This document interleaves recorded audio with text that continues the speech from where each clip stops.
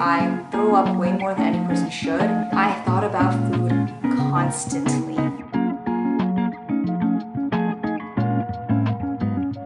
Hello, it's Sue, and today I'm going to talk about 4 ways that college can enable disordered eating. This is a very serious topic that I feel very strongly about because it was a problem for me, for a lot of my friends, and I noticed it around me in college wherever I went. It's a big problem for both boys and girls, but I'll mostly be speaking about my experience and the experience of some of my friends. And with that said, obviously I'm not a medical professional and I can only really speak about myself, and I know that not everybody goes through this, but I can really see how harmful and damaging it was for me back then, and it still continues to be for a lot of students. So I'd like to talk about it as much as I can. The first way is through the consistency of being near people. Now, when I was in high school, there was a very clear contrast of being with people and then being without. So at school I'd be around people, when I was at practice, when I was at my tutoring sessions, but then I would go home and I could relax. I'd put on my sweatpants or my pajamas, and basically I would just be lounging around without worrying about other people. When you're in college, you essentially are around people all the time. So you might have a roommate, or you might live in an apartment with other girls. You might have a communal bathroom like I did. You might have to leave your room to go take out the trash. And so pretty much everywhere you go, there's people. And for me, that just made me really self-conscious about how I presented myself. Because I was in a new space, I really wanted to be a very specific way in how I presented myself. I don't know how to explain that better, but I would put on a full face of makeup just to go eat breakfast, to take out the trash, to go to the bathroom, and that was honestly so insane. I remember at one point thinking, like, I feel naked when I don't have my eyebrows and my eyeshadow on. And who can live like that? That's insanity. I think that by being around so many people, it really makes you self-conscious. It could make you think about how you view yourself, and that could cause problems later down the line. The second way is through scheduling. So back when I was in high school, there was a set slot for lunch. Let's say around 11 to 12, you had that set time for lunch and everybody around you was eating lunch at that time. And so if I didn't eat lunch at that time, basically that time would be wasted. In other words, I didn't necessarily eat because I was hungry, but because I was given the time to do so. When you're in college, you either make your own schedule or you get back-to-back classes, and very easily you can skip meals if you wanted to. Like, I would have classes where there was maybe 15 minutes in between and it just wasn't time for me to grab a meal and eat lunch. Or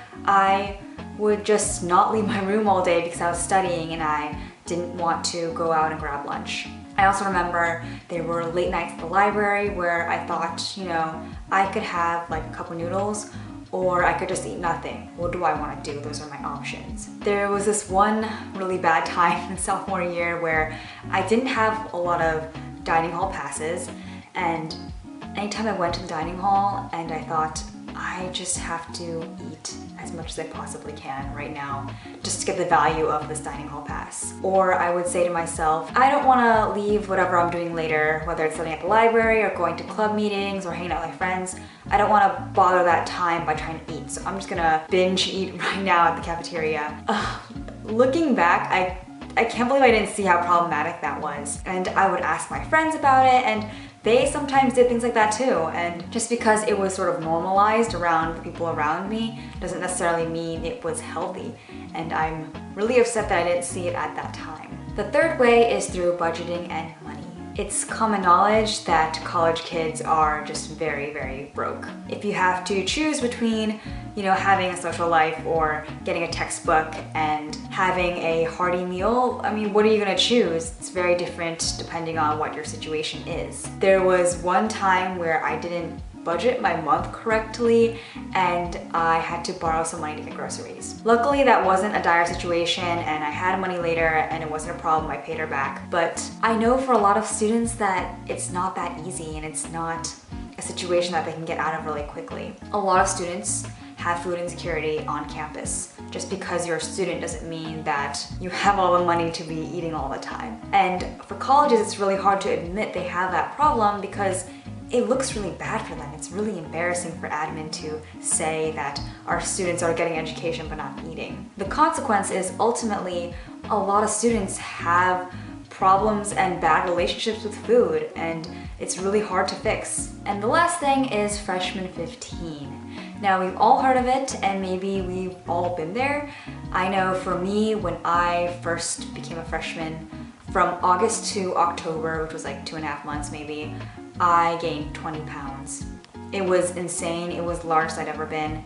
And no one said anything, I think because it was the first couple months of school, so no one really knew me. But I remember going home one weekend and my parents couldn't recognize me. Colleges don't serve the healthiest meals all the time, and even if they do, it's not the option that college students lean towards. I had so many pizzas, chicken nuggets, French fries. It was just endless, and for me, that was the quick and cheap option given to me by the school. We actually had a late night grub place that only had things like that, and so it's not like I was gonna sit there and order, a Caesar salad, which I don't even like. I was unleashed in that situation, and I honestly just didn't know how to cope. I just ate what I wanted to eat because I was stressed out. I honestly think the concept itself of freshman 15 is really damaging. Who cares if you gain a couple pounds?